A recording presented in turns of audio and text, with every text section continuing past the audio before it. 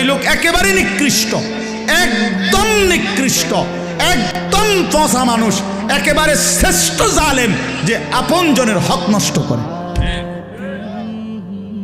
আপনজনের হক নষ্ট করে।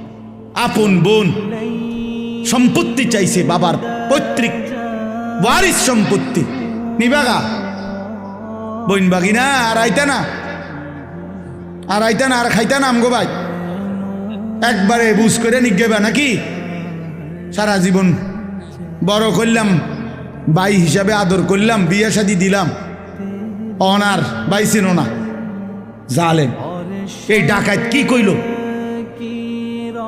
বেটা তো বোনের ব্যাপার বল, তো বেটা ডাকাত,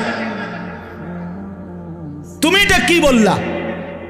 এটা সে বুঝাইতে চাইলো যে এই গ্রামের যেই কোনো মানুষ আমার বাড়িতে ভাত খাইতে হইলে খাইতে পারবে এমনি, কিন্তু আপন বোন আর বাগিনা তারা যদি আমার বাড়ির দুগা ভাত খাইতে হয় জমি দিয়া খাইতে হইবে।